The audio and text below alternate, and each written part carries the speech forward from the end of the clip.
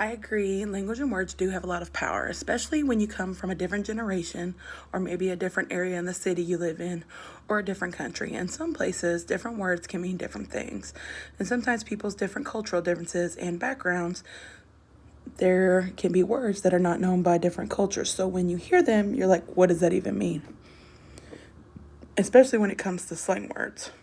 For example, where I come from, right here in Indianapolis, a lot of people use a lot of slang, like the word ratchet. To some people, the word ratchet means a device that is used to tighten bolts on a car. But in slang, it usually means someone who is ghetto or nasty. When you're from another country, you might have differences also. So let's say that you have someone who's from the UK and someone who's from America, and they say a lot of things differently than we do here in America. Some examples include chips, which in the UK is French fries. Also, a garbage can in the UK is called a dustbin. One that I found very interesting was that a hood of a car in the UK is called a bonnet. A bonnet in the US is something that women or men put on their hair to protect it after it's gotten done by the hairstylist.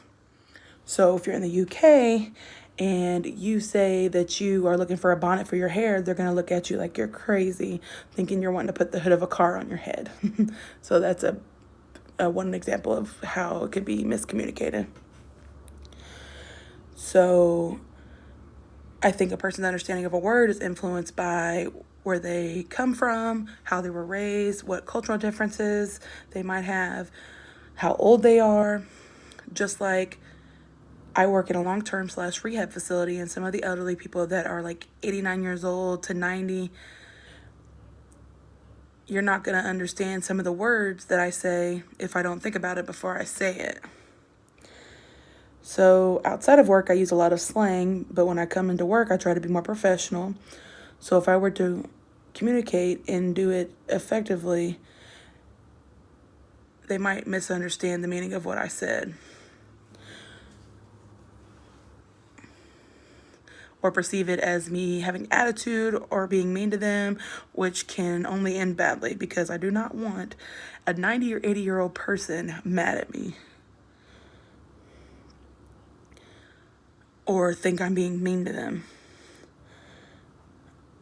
And then they get upset. I also feel like there are nonverbal ways of communication, such as touch. I would say there are some rules that you can perceive based on the way somebody's behaving or just by asking them if it's okay to touch them. I know that people of Muslim faith do not shake hands with women from personal experience, but the experience that I had was that they greeted me by saying hello, but they did not touch my hand. They were not disrespectful about it in any kind of way. And to be honest, I didn't really know why he didn't want to shake my hand until someone explained it to me, because I didn't know and I had never been told that, which is okay. Everybody has a preference. Everybody has their own views. You don't have to shake my hand if you don't want to. Just like at my job with the COVID-19 pandemic, we've gotten to the point where we don't high five each other. We bump elbows together instead, just because of germs. Now, I've had times where I've upset patients, or not, I haven't upset them. I've had upset patients or upset family members just because the patients, maybe their family members passing away, or they're just upset about their health.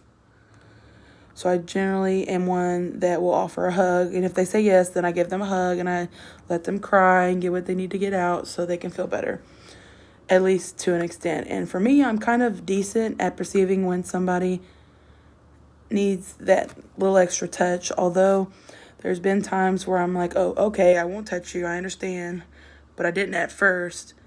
I do know that the rules do differ for men and women.